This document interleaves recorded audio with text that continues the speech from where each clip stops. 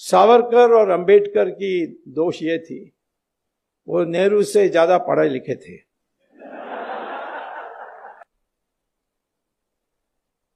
अब जवाहरलाल नेहरू का प्रॉब्लम क्या था, वो गए थे लंदन, फिर वहां से कैम्ब्रिज में जाकर दाखिल की, एडमिशन ली और फिर फेल हो गए। नेहरू परिवार में किसी ने भी आज तक कॉलेज की डिग्री प्राप्त नहीं की, सब फेल हुए हैं।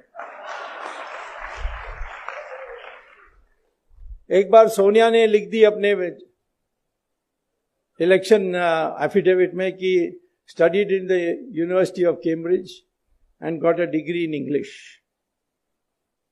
मैंने फिर जब वहां गया था लेक्चर देने के लिए कैम्ब्रिज यूनिवर्सिटी में, मैंने पूछा कि कैसे स्टूडेंट थी, उन्होंने कहा यहाँ स्टूडेंट कभी नहीं थी। मैंने कहा लिख कर दोगे, लिख कर दिया।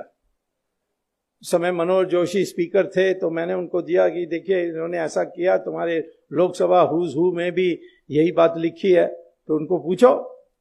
तो मेरी चिट्ठी जो मैं लेकर आया उसको भेजा और सोनिया का जवाब आया कि खेद है, ये प्रिंटिंग मिस्टेक है, टाइपिंग मिस्टेक के कारण प्रिंटिंग मिस्टेक हो गया है। तो साहब मनोज जोशी ने पूछा अब क्या करें, मैंने कहा इसको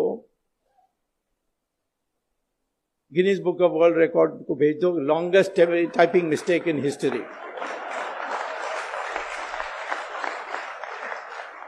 कभी टाइपिंग मिस्टेक हो सकती है, studied in the university of Cambridge and got a degree in English, ये टाइपिंग मिस्टेक हो सकता है।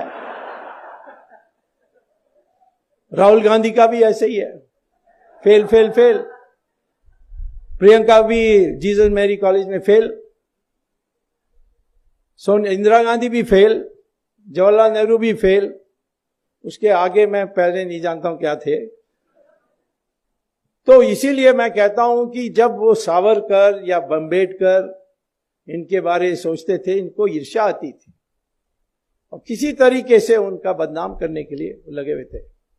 जैसे अंग्रेज भी सोचते थे ये विचारक है, दिमाग फिरा देगा।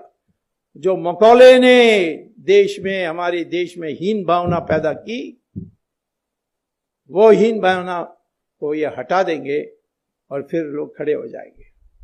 सुभाष चंद्र बोस के डर में अंग्रेज छोड़कर गए। ये किसने कहा? जिस प्राइम मिनिस्टर ने इंडियन इंडिपेंडेंस एक्ट पेश की थी पार्लियामेंट में, क्लेमेंट एटली, उन्होंने खुलेआम कहा था, क्योंकि अंग्रेजों का पहले से तय था 200